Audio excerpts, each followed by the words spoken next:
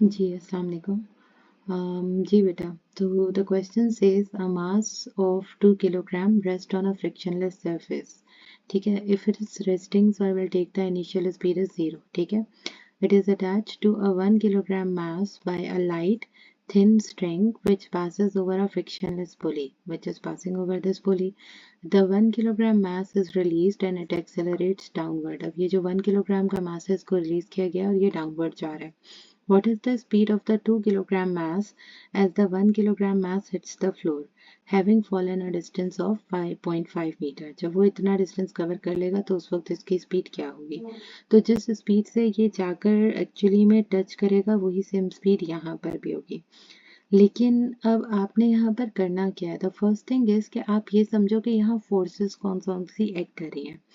अगर मैं ये देखूं कि इस वक्त में जब ये मास हैंग कर रहा है और ये नीचे जा रहा है तो यहाँ पर जो फोर्स एक्ट कर रही है वो वेट है, ठीक है। और इसमें जो ऊपर फोर्स आ रही है वो टेंशन है और वही टेंशन जो है यहाँ पर भी एक्ट कर रही होगी टुवर्ड्स द पुली।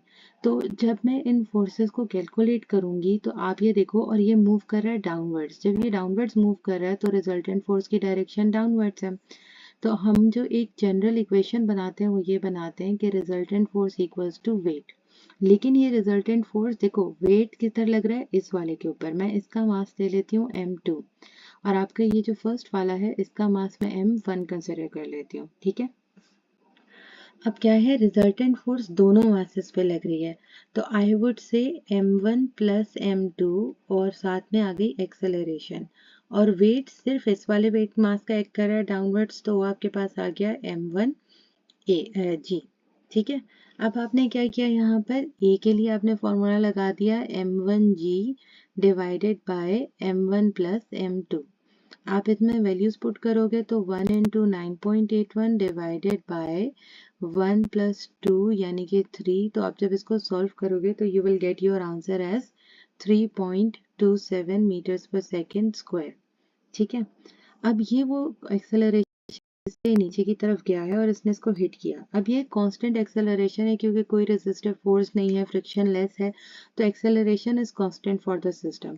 तो यहाँ पर मैं क्या इस्तेमाल कर सकती हूँ, यहाँ मैं यूज कर सकती हूँ आपके पास equation of motion 2as is equal to v square minus u square. मैंने ये देख लिया था कि इनिशियली जो आपका यू स्क्वायर था वो क्या था, यू था, वो 0 था।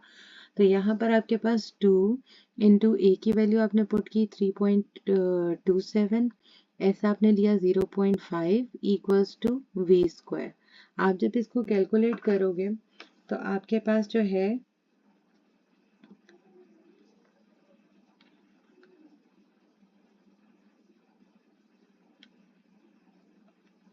3.27 है into 2 into 3.27 into 2 into 0.5, you will gate again 3.27, क्योंकि 0.5 और 2 तो कैंसिल हो जाएगा, तो 3.27 इक्वल्स टू वी स्क्वायर आ गया। आपने इसको रूट ले लिया दोनों साइड पे। जब आप इसका रूट लोगे तो आपके पास जो है वो आंसर आ जाएगा 1.8। So you will get the value of v as 1.8 meters per second, which is your option A, and this is your correct answer.